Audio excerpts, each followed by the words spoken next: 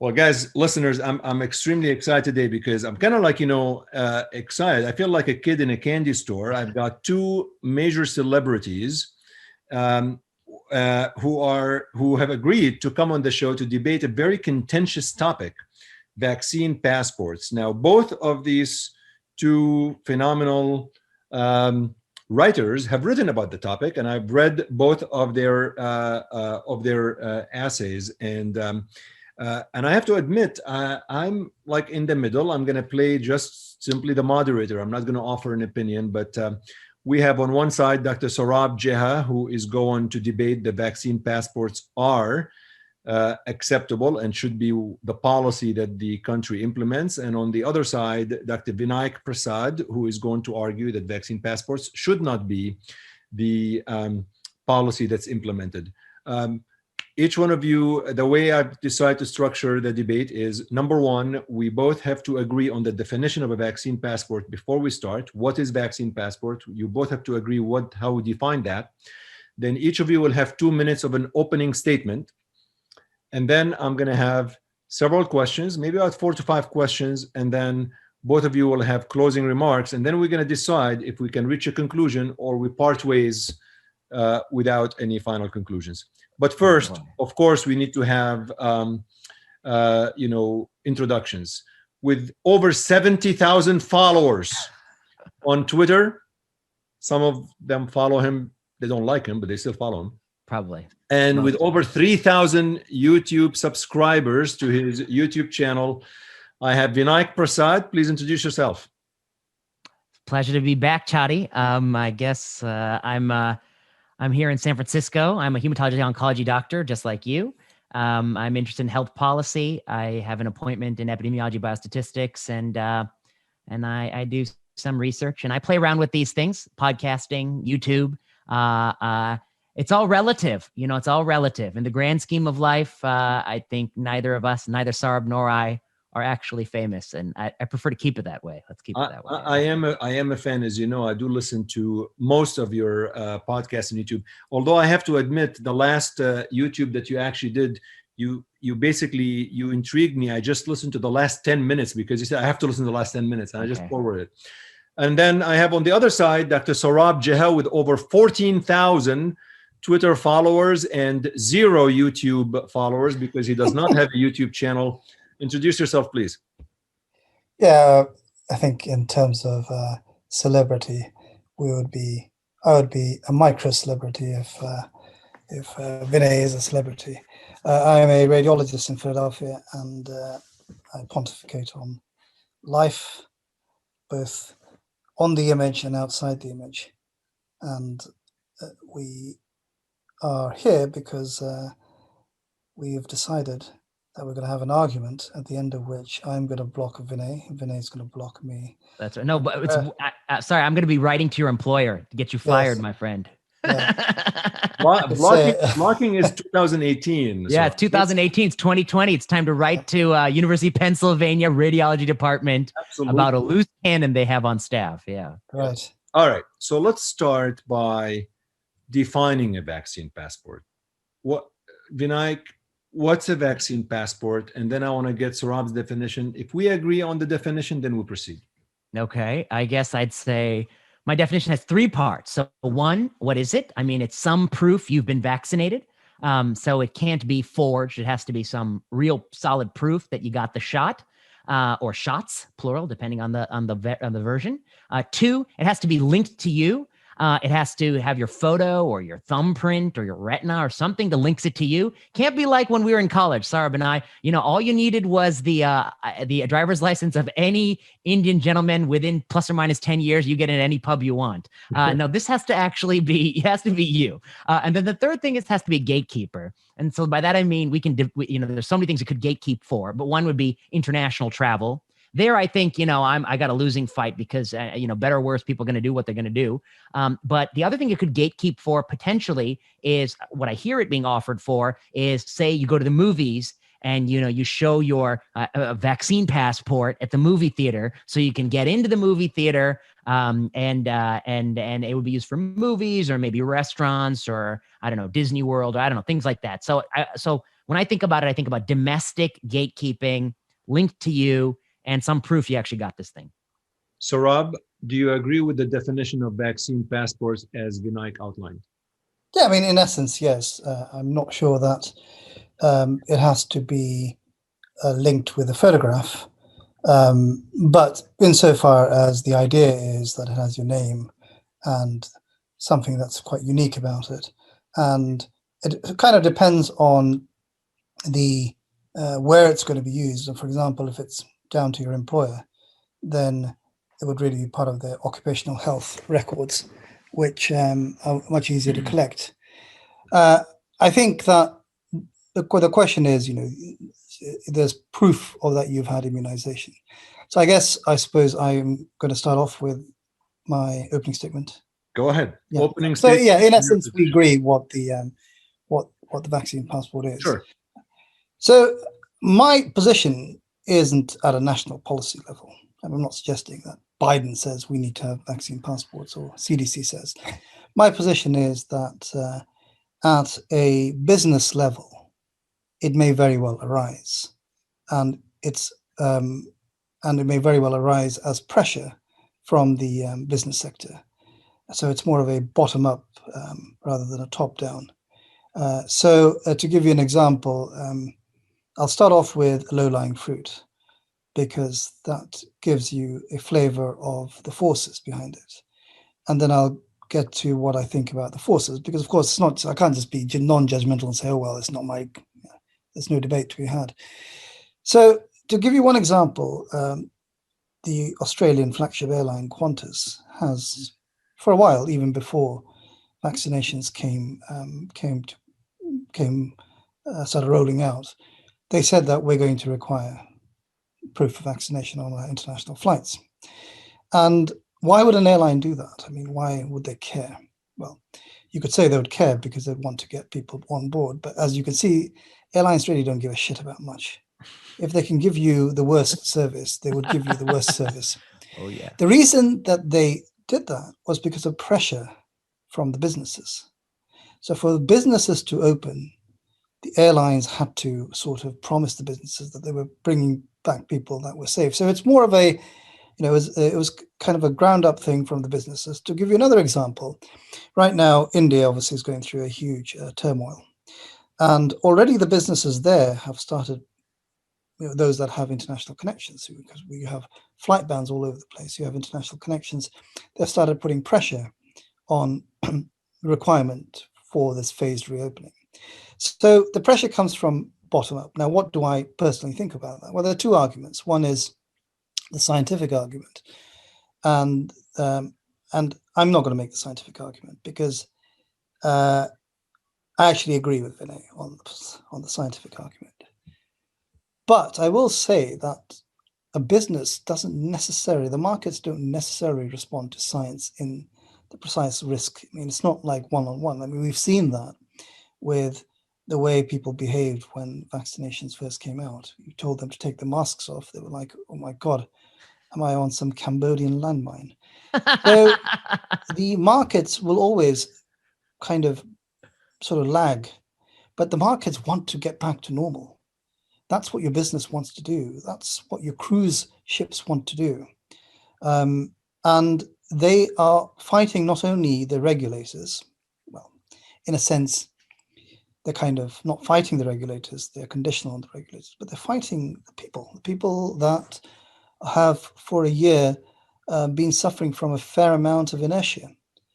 And so in that regard, I think the passports might just do the trick in bringing the economy much closer, in jumpstarting the economy. I mean, we've had an unprecedented that's a good opening statement. I want to lower your camera just a little bit so we sure. So in essence, I would say that I understand the markets, why they might want to go in this direction.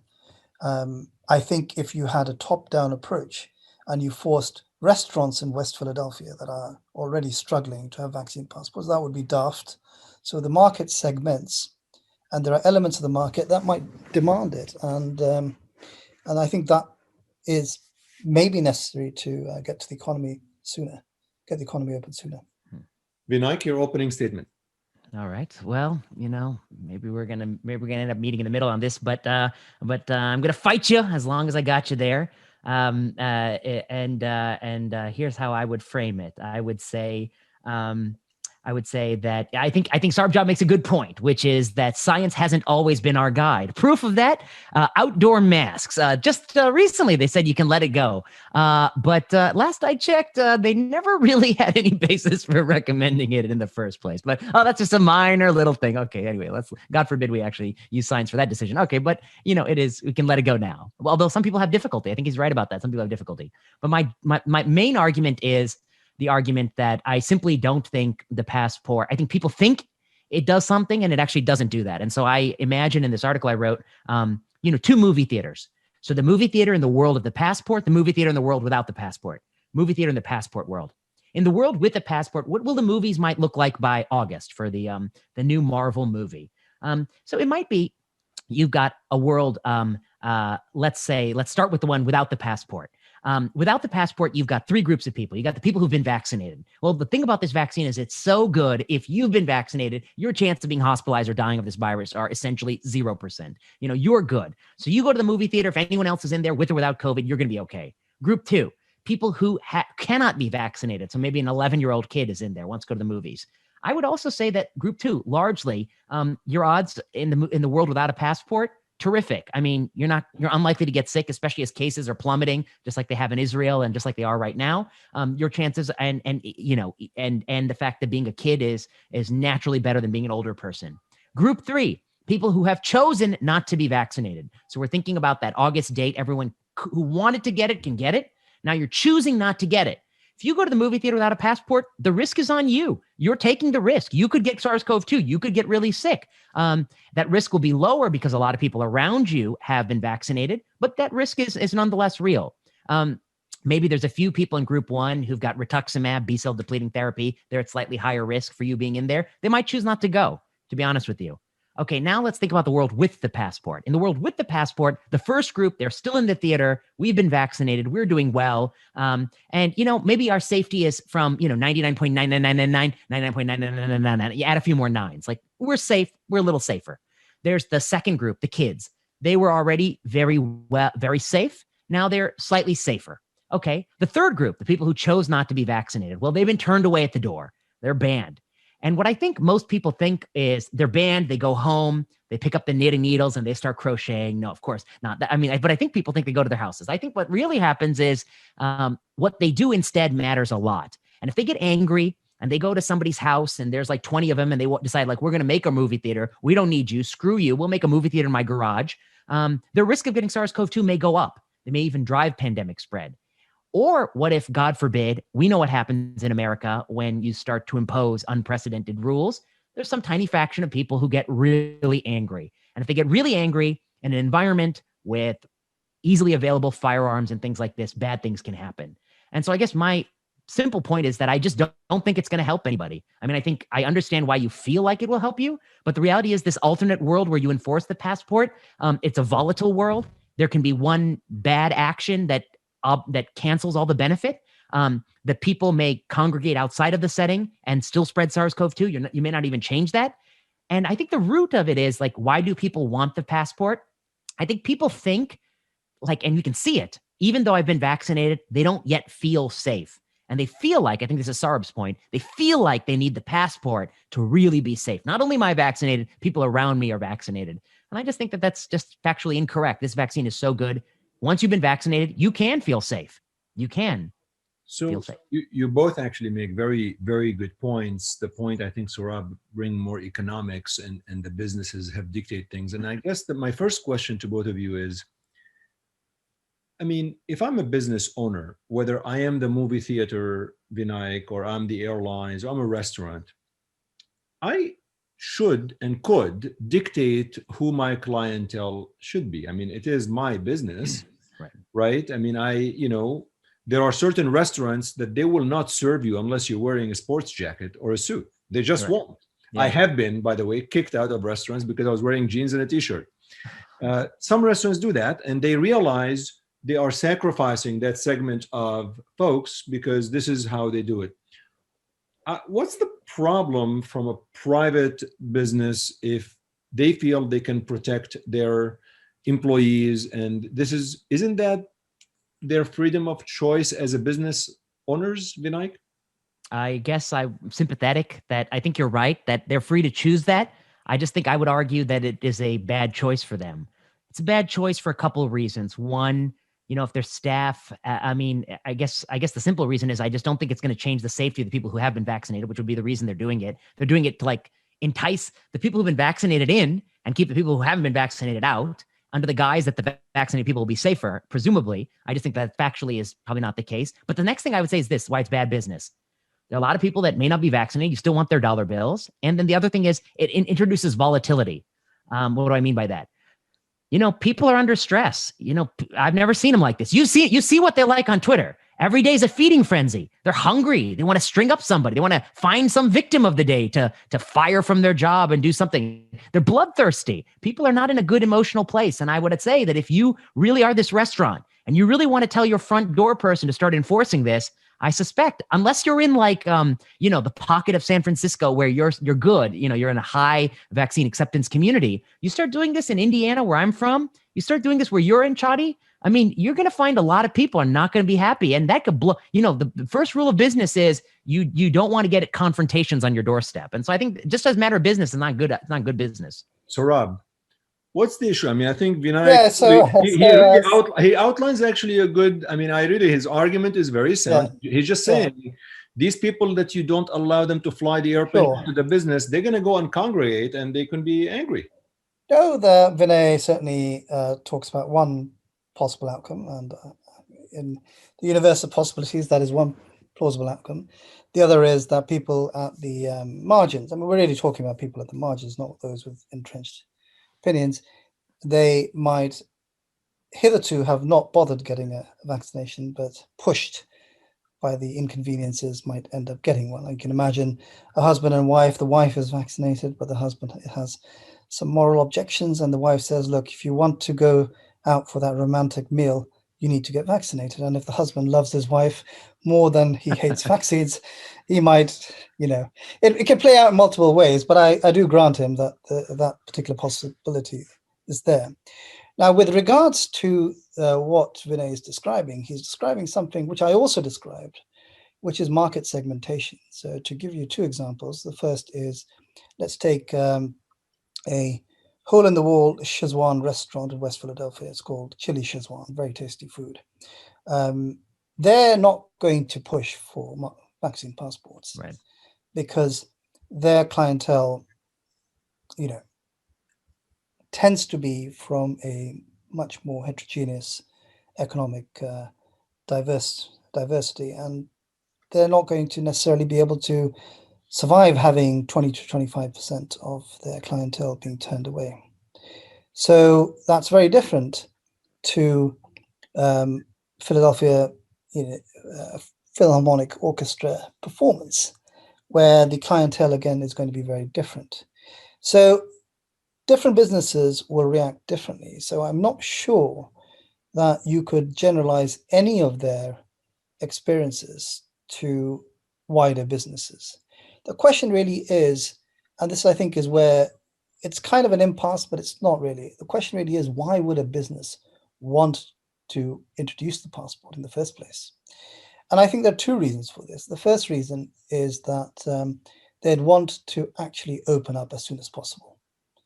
And so I do agree with Vinay that if you have 10% vaccine acceptance, then no business can survive in that community with imposing a vaccine passport. So in a sense, these regulations really only work when you have some buy-in from the crowd. And that's why I think that they are market-driven, whatever your market ends up being. So if you have a place where you have 20% acceptance, you're not going to, vaccine passport would be it just won't be possible. It'd be idiotic and they won't be possible. But you've heard about Brookline, Massachusetts, which is apparently the smartest zip code in the world. Maybe just in Massachusetts. Uh-huh. And they are not throwing away their masks despite the CDC guidelines. So that sort of place where if you're having 70% vaccine acceptance rate and the 30% that don't accept the vaccine, a lot of them are going to be pushed to go and get vaccinated. Now, will that in the end lead to a net increase in vaccination? That's an empirical question, and that's one that can't. I can only offer you plausibility and judgments. But I can tell you where the gray zone is and where the margins are. And the margin is going to be the person who wasn't going to get vaccinated because didn't think the risk, but because of the inconveniences imposed on him. I'll give you one more example before you give the mic to Vinay, because this is instructive. It's instructive because it's personal. I cancelled a trip to Cancun with the family. It's the third time I postponed that trip. It's been on my shoulders like a monkey. It was last year. I postponed it to July, thinking, oh, things will be over by July. Then I postponed it to February. So we're out to go with the family. I was vaccinated. My wife got her first shot, and the kids are kids. They'll wear their 95s and shut up. That was the whole idea. And then the CDC came up with this guideline where you had to have a negative test. And I thought, well, God forbid, here I am in Cancun with a positive RT-PCR on one of my kids, or even myself. You never know. It could be a false positive. I'd be stuck there. You give me that and you give me the vaccine passport, I will choose the vaccine passport any day. In an ideal world, I don't want restrictions. But if you're going to restrict me, I'm going to go for the path of least restrictive path. Vinayak, what's as if Saurabh knew my next question. I mean, maybe vaccine passports are a way to incentivize more people to get vaccination, allows us to return to normalcy faster. Now, we're obviously provided that vaccines are available. We realize India, Brazil, and the Middle East, they're struggling getting this. But in a perfect world, if vaccines are available, wouldn't that incentivize people to be more vaccinated so they become welcome at concerts and airplanes? And I don't know, what do you think about that? I think it's a fair argument to make. It's a fair argument. I think Saurabh said the thing that I was going to say, which I think is the right thing, which is that at the end of the day, nobody really knows if that will result in a higher fraction of people being vaccinated than a world without. You already have an incentive to be vaccinated as an adult. That incentive is not dying of SARS-CoV-2. It's a pretty good incentive. That's why I jumped at it. I was like, I don't like SARS-CoV-2. I don't want to be hospitalized and on a respirator. And so that's why I got the vaccine. That was an incentive, a pretty good one. Now what you're saying is the new incentive is, if that wasn't good enough, you're going to make it very difficult for me to do some of these things that I want to do, like go to the movie theater, et cetera, until I do this. And I think it is plausible that there is some change in the uptake of it. It's also plausible that change is very, very small for the huge, talk about trade-offs. It's a big a logistic cost trade-off. And that fraction of people might be small. And then the other possibility is unforeseen consequences, which are the things I've described, which is that some people might get very, very angry about it and they'll lash out. 1-2 lashing outs, and you've negated all the benefit of, an extra, 0.25% getting vaccinated. But I guess what I'll come back to is this. We're talking about a theoretical day in the future. Maybe we're talking about June, maybe we're talking about July, a day, I think, when all Americans have had a chance to get a vaccine. I think if we started doing passports now before Americans have had a chance to get a vaccine, like at a restaurant, I think some people will be irritated because imagine, it's not that I don't want one. It's just that I haven't gotten a turn into line. So I think the fairer time is when we've all had a chance. And I guess in that time, where will we be? Like right now we're at 40-some thousand cases, 7-day average, and it's plummeting. What if we're at a place by the summertime where the caseload is super low, where every place looks like San Francisco with, far less than 1% test positivity? I guess, why are we doing it? Things are already good. There are a few bureaucrats whose goal in life is to get, they're thinking about, the most you can push vaccination. There are different measures you can do. Emily Oster said you could pay people to be vaccinated. That's another incentive, right? Instead of a passport, you can just pay them. But that's an incentive that many find unpalatable. This is an incentive that others find unpalatable. But you do bring a very good point. I'd like Saurabh to answer this. Saurabh, I think if we get to a positivity rate that's really very low, what are we accomplishing? I think that's an important point. Do you have a response to that? Yeah, I'm not an immunologist, so I'm just. That doesn't stop anyone on Twitter.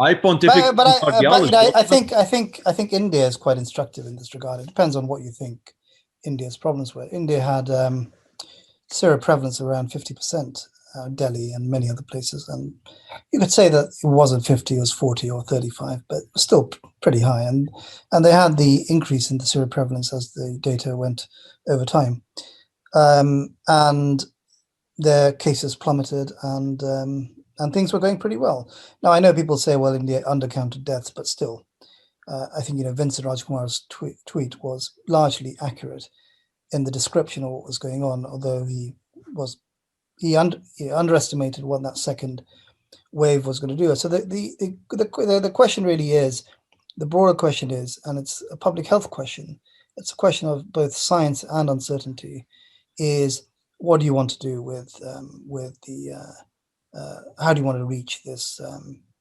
immunity?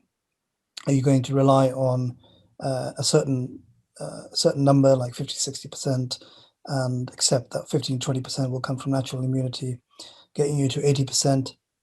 And will you at that point say, okay, everything is fine, and everything is fine, and everything was fine in India? People weren't wearing masks by February. Things had opened. Delhi restaurants were packed. People were outdoors, and then you see what happened.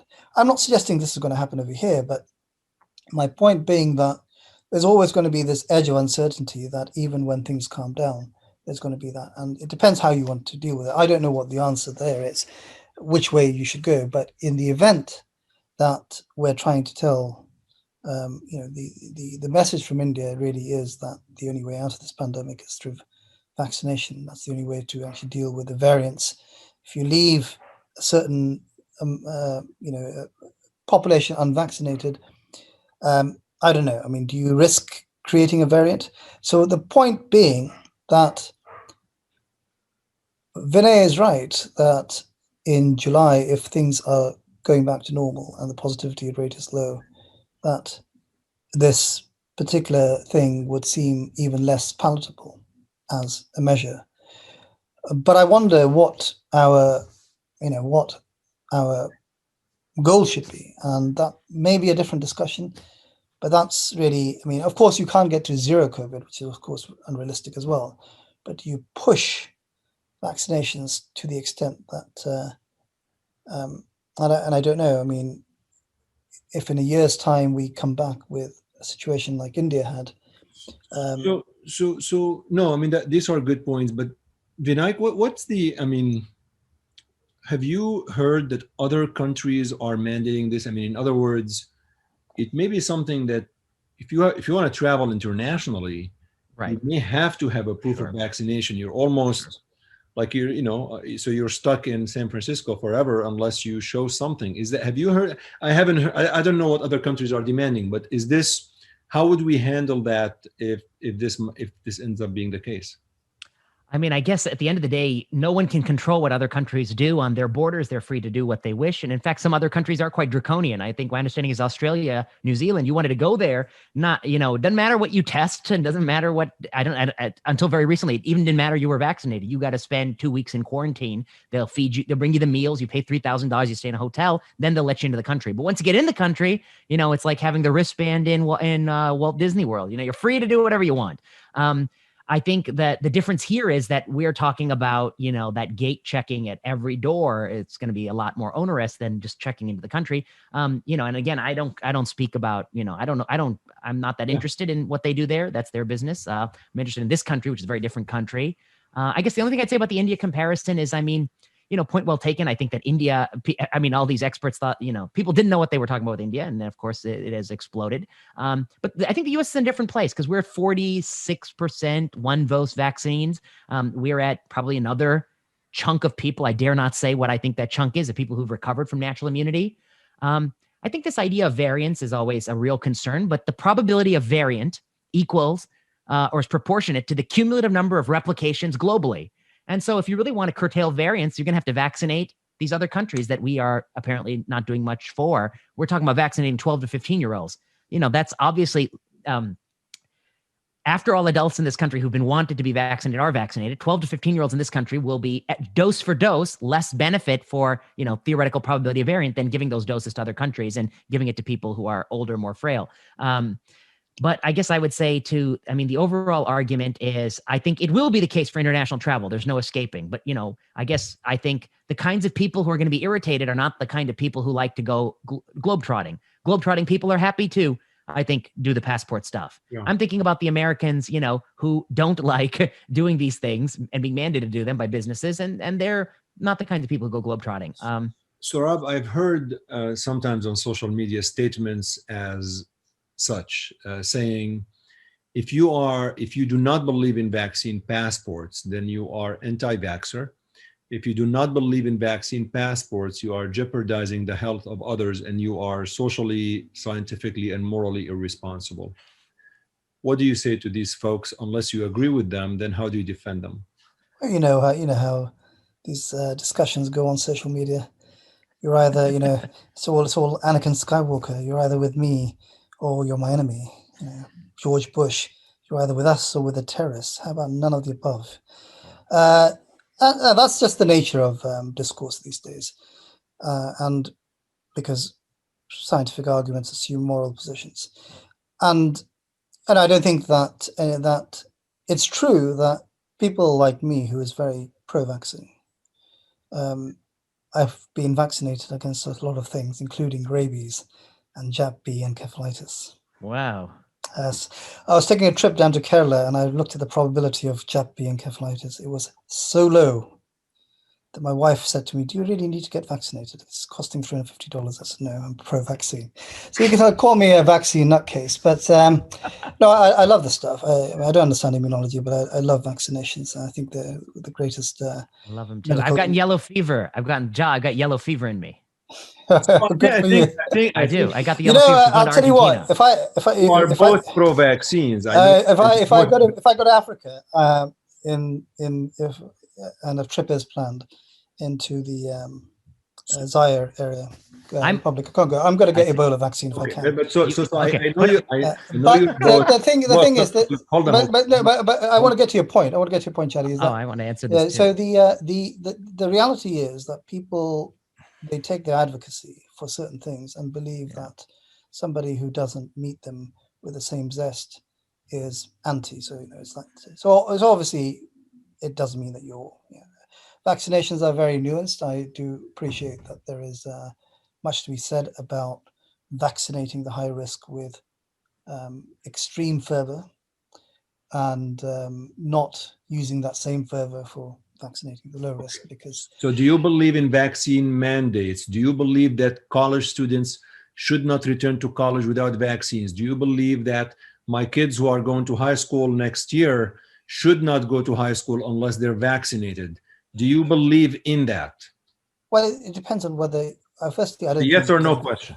No. You can't. You don't be a George Bush over here. I'm the moderator. I love that. You're either with me or with the terrorists.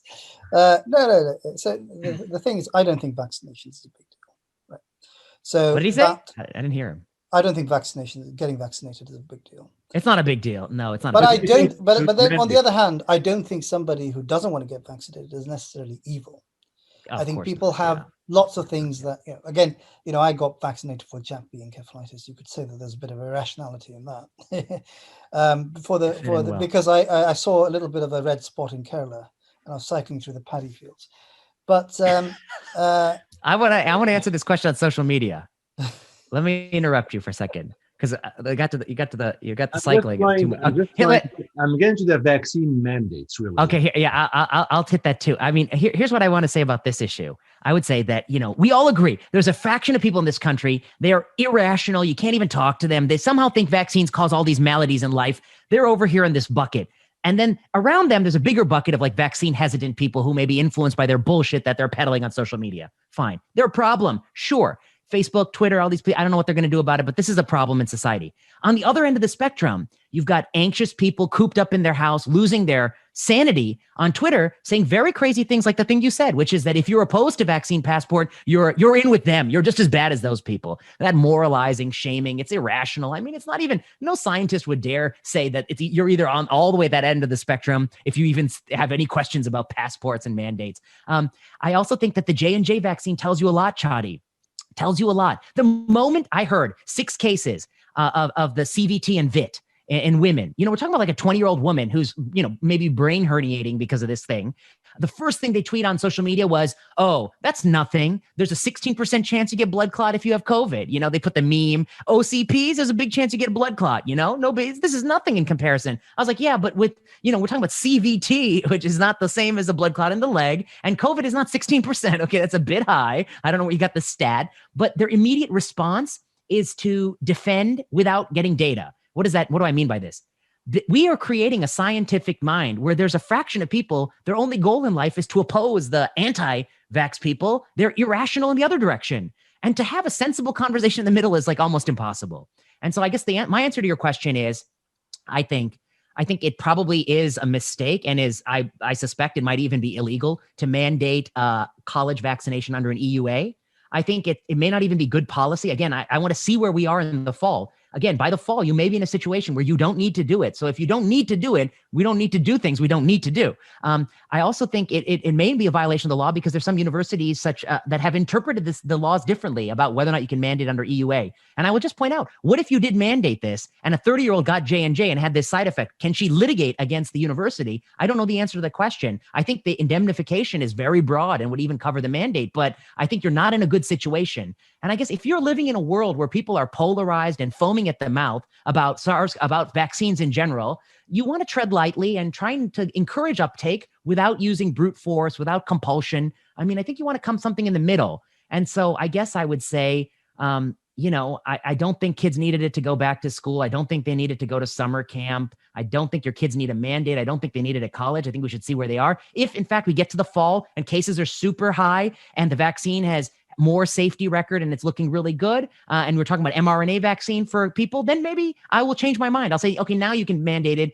I didn't expect it would be so bad right now. But if we're looking like we are looking right now, 44% one dose, maybe another X amount of percent already recovered, cases plummeting, I find it hard to justify. You're just kind of, I don't know, you're making a problem when you don't need to make a problem.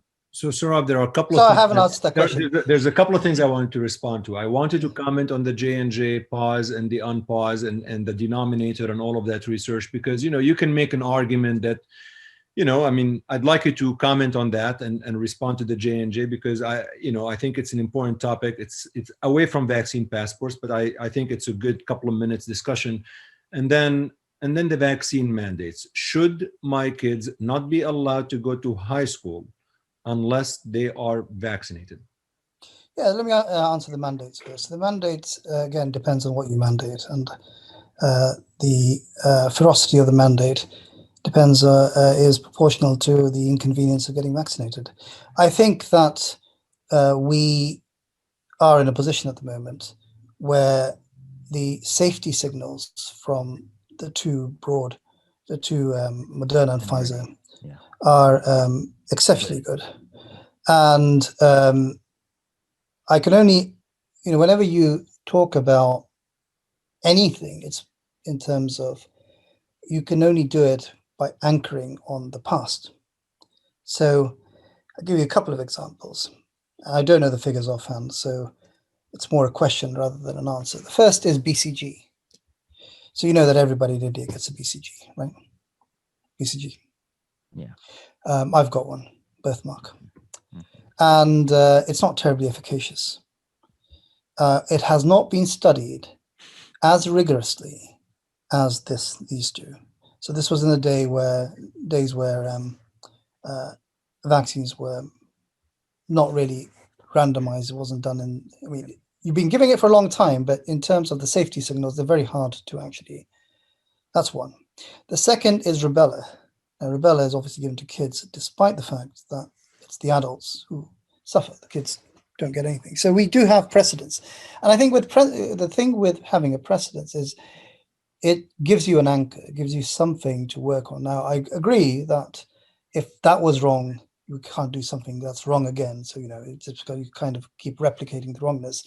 But in terms of the idea that that vaccinations as a public good, or vaccinations in children, or in we already have considerable precedence of that. So that's one point. The second point that I want to raise is that when you talk about the legality of it, I'm not a constitutional scholar, but I would make 2 points. One is that we're in a public health emergency. We have been. I mean, this is not normal. So in a public health emergency, a lot of litigation gets suspended. One of the reasons why, thanks to a Supreme Court decision, you can't sue the vaccine manufacturers, was that the real side effects that you got, small but real, would, if you sued them in outside these vaccine courts, you'd have lawyers making shitloads of money, and manufacturers would be buried. And then, so we do recognize that there is a public good, and our way that we do tort and business gets modified for that public good. So I'm not sure about the legality of it, or the or whether you can mandate that. Now, the mandate is a local decision. It's a local business decision. Now, you could say that they're not technically businesses; they get money from the government, etc. etc. Nevertheless, it's one that is based on their needs and what they think is going to be. And this is where the kind of local information and the risk tolerance comes into it. I would be reluctant to overcome that, is what I would say. The question isn't whether or not that should be mandated. The question is, what would you do to not mandate it? You'd have to do what Ron DeSantis has done in Florida, which is say that we're not going to have any vaccine passports, and that's not helping the cruise industry isn't happy with him for that, because he's thinking about the whole economy as a whole for Florida, and they're thinking about themselves, and so there's a conflict there. So I think I think we enter an arena where there are contradictions. And with regards to your question about the J&J, I think that any risks that you take, that you consider, have to bear in mind the competing risks. So I agree with Vinay that cerebral vein thrombosis is not the same as deep vein thrombosis, for 2 reasons. Firstly, the treatment can be slightly different, or in this particular case, heparin can make it worse. And secondly, you're talking about the brain, and it can lead to herniation. But on the other hand, a submassive PE is also not terribly good either, and you can end up getting a thrombolysis for that, and cardiovascular collapse, etc., etc. It comes down to what you think the acceptable risk is. And this is a question which I've posed many times philosophically in other arenas. The reality is that outliers drive decision-making much more than we'd like it to. And what is our general acceptance for outliers? And I think that the risk of J&J probably comes below what we would consider our general acceptance for outliers in this country, in which there is general intolerance of outliers compared to other places. So I don't think the FDA took the unpaused decision lightly. These people are people that are exceptionally attuned to public feelings. The public here amplifies rare events, evidenced by the fact that if you have a young kid dying of sudden cardiac death, suddenly, people start testing left, right, and center. So it's a very risk intolerant nation, even though it was founded on risk seekers. I don't think the decision to unpause it was taken very lightly. And I think that it came below the threshold for outliers that you generally have over here. But all of this kind of wraps up into 2 fundamental things, and I don't know whether me and Vinay 100% agree on this. The first is, what do we believe is our goal at this particular point in time? I would say that we agree that we need to get as many people vaccinated as possible, which is why I applauded his message on throw your masks off, the one that got him thrown out of his institution. Almost. Because I saw... It did get some people who don't know anything angry. Yeah. Yeah. Because, that's just pure psychology, right? That's just pure psychology. And it's exactly that premise that makes me somewhat sympathetic towards vaccine passports. The idea that you get the jab and you're different from the ones that don't get the jab. That is essentially what I'm going on.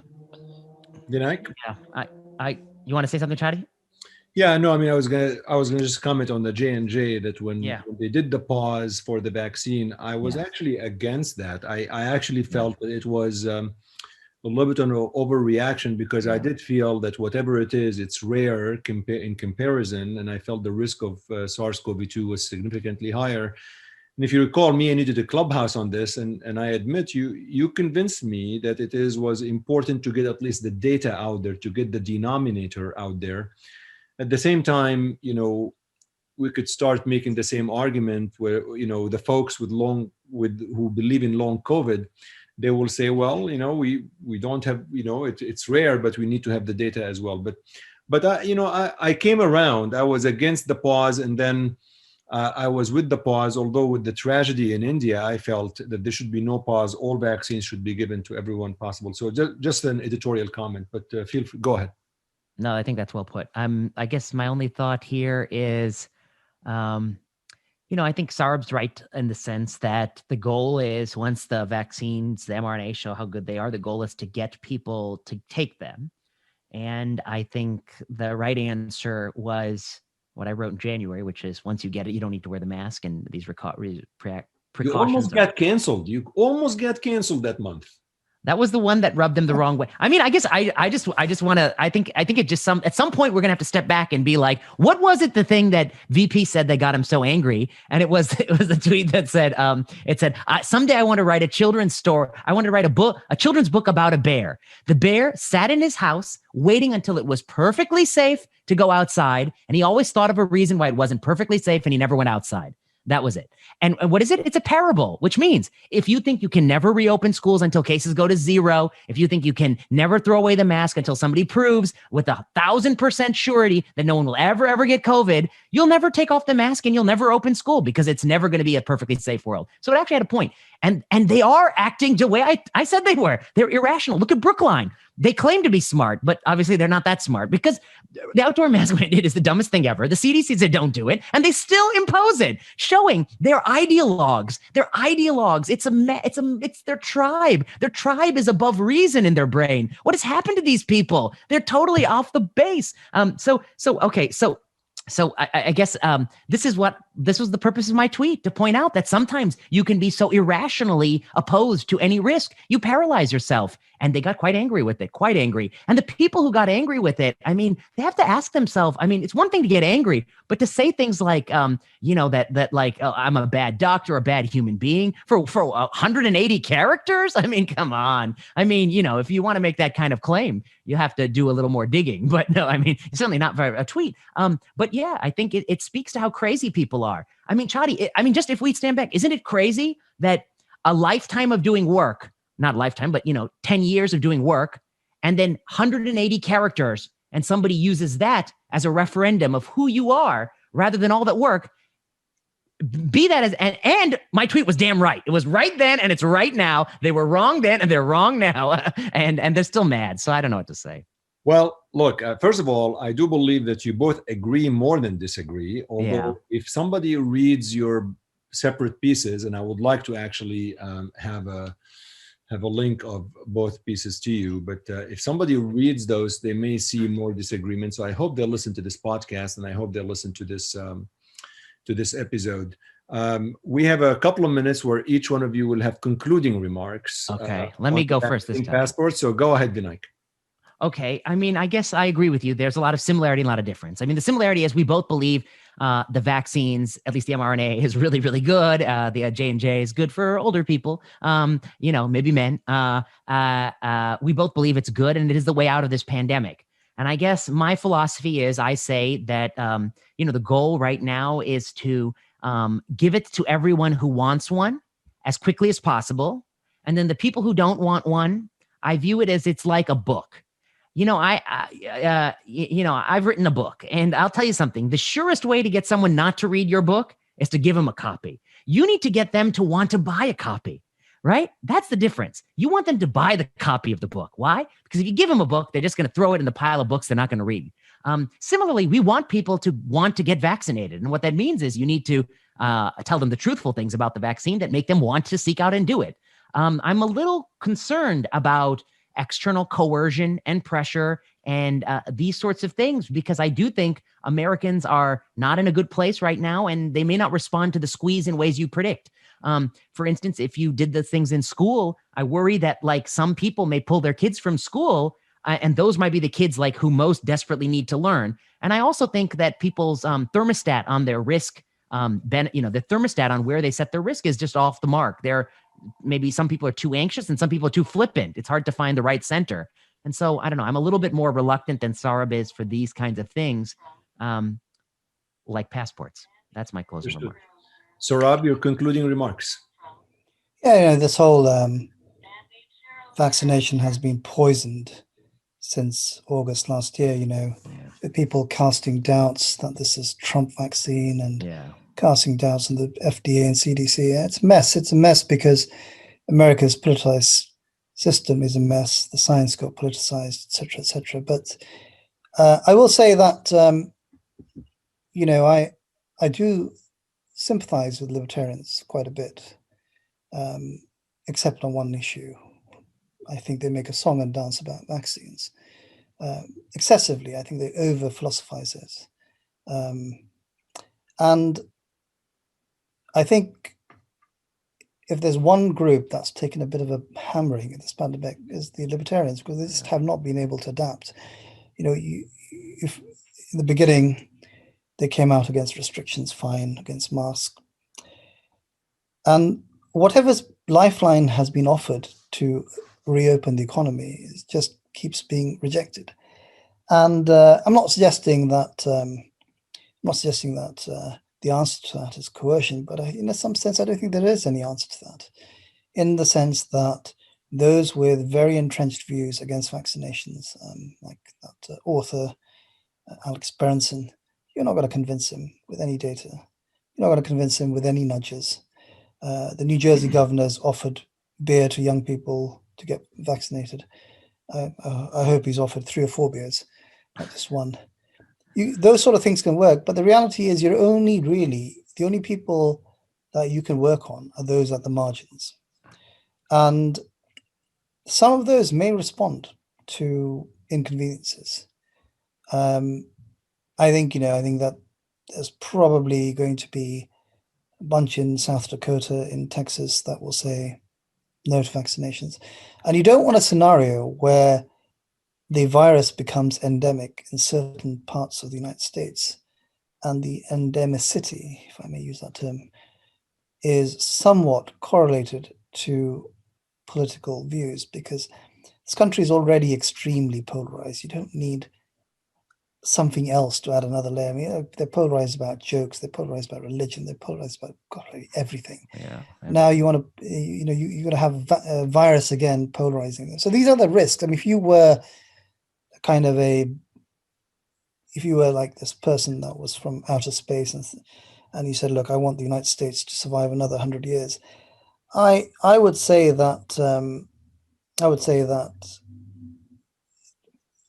another layer of polarization isn't going to help.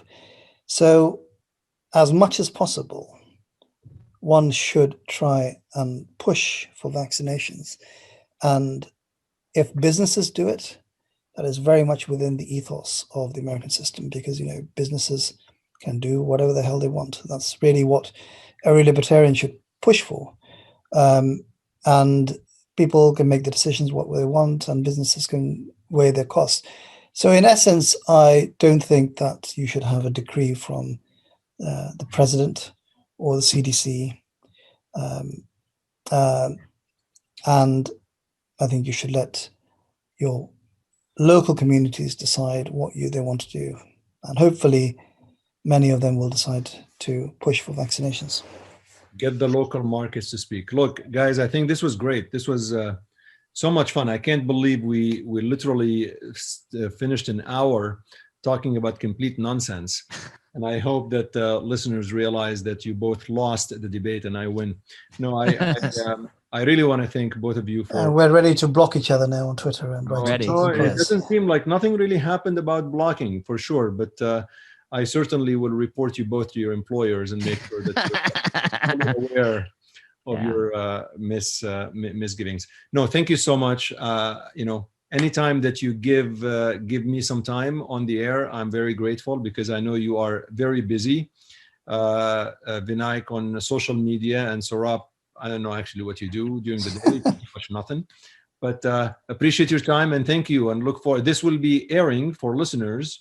This will be airing actually. We're taping this on May 4th, 2021, and it will air on May 11th, 2021. Thank you so much. Thank Thanks you for having us.